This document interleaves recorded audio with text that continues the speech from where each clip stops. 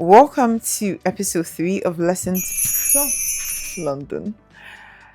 This time I'm going to be talking about October 2024, my second month in London.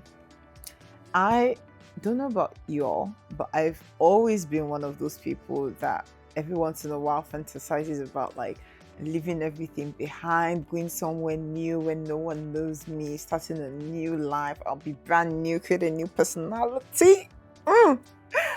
So it's very ironic because now I am in London, brand new.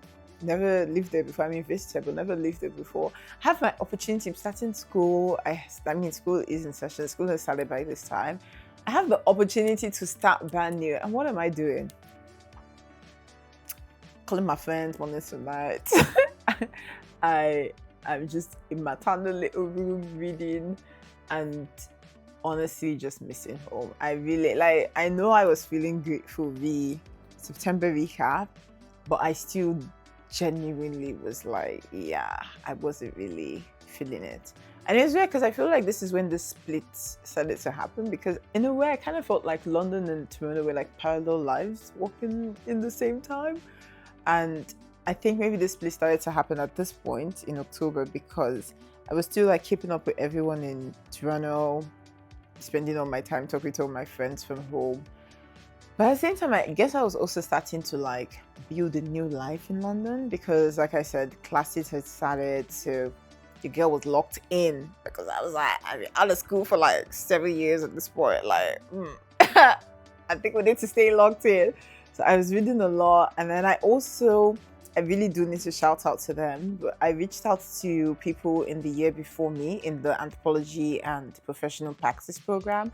And so Afi, May, Florence, shout out to you all because we all met up for pizza and they gave me like all the tips on like how to study, things to watch out for, courses to take, not take.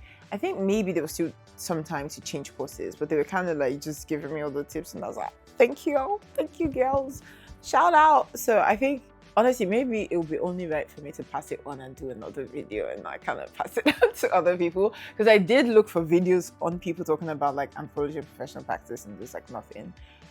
But that was nice. And so that was going on, like actual school stuff was going on. And then I found a church. So I think I mentioned kind of briefly in the episode before that I hadn't found the church, which was one of the bummers. I was kind of going to one, but it didn't feel right. It didn't feel like the church like God wanted me to be in. And so I actually found this church in the most like Tolua of ways, if that makes sense, because it was actually back in September. I didn't end up going till October, but back in September, the first week of school, which was the last week in September, we had orientation. And so I was just there, chalala, going to like the campus or whatever. And someone was like, oh, would you like some chocolate? I'm like, when will I ever say no to that? Like, excuse me, of course I would like some. And so I'm not like, give me the chocolate. And then they're like, are you looking for a church? And I was like, well, funny you ask. I am actually looking for a church. And then they handed me the flyer and I was like, well, I'll go home, do all the research because obviously you don't just want to like walk through a church. Especially a church that's handing out chocolate. Like, gotta do your research, people. So I went and like checked their website, listened to a few sermons, and I was like, okay, seems legit. Seems like a Bible believing church. And so I went there, and my first Sunday was just so great. I maybe was also meeting Pastor Malcolm, but we had like such a lovely conversation, and I felt like, especially because I've been praying so much about it leading up to that week, I was kind of like, okay, I knew immediately that that's where God wanted me to be.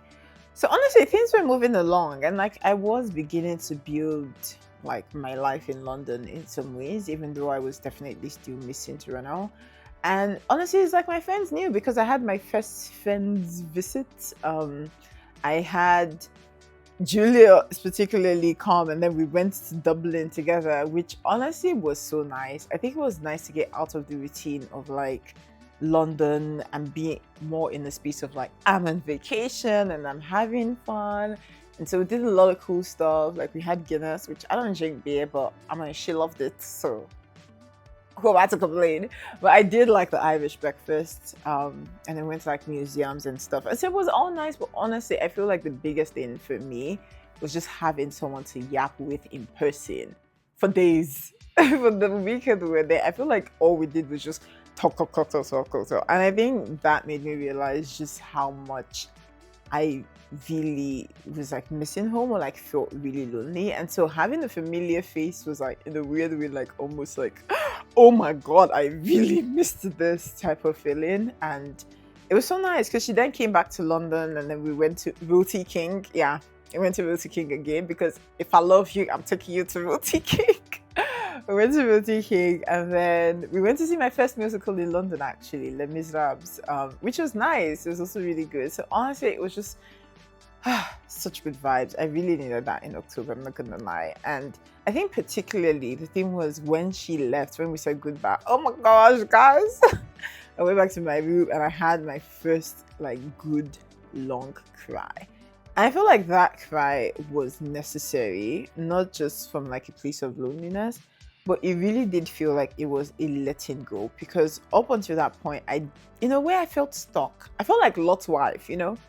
I was like paralyzed because I was looking back. I mean, hers was different because she turned into like a pillow salt and she couldn't move, you know, after that. But I could move. Thank God for grace. But at that moment, like, I remember journaling being like, calcified. Like if I was to describe the feeling I had, I felt like I was stuck in place. And I think part of it was because I just kept like thinking about being home, thinking about my friends, thinking about all the things that I was missing. And it's so funny because every year I have my verse of the year.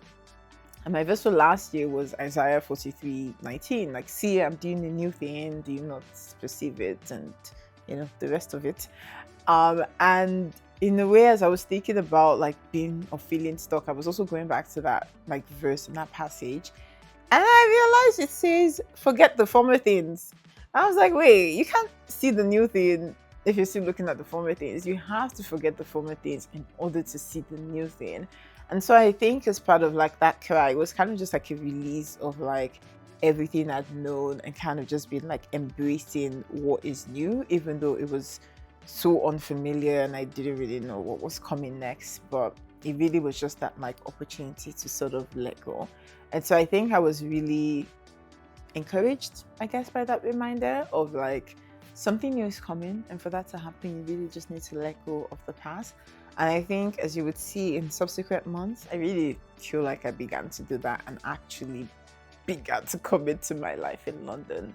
And so when I look back on October, I think it really just felt like a goodbye. Like it really felt like that was when, even though it had been like, 2 months at this point of being in London, that was the moment I actually did say goodbye to Toronto and embrace my new life in London.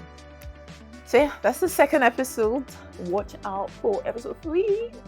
When I talk about November and my reflections from then. Till then, bye. Make sure to like, comment, and subscribe.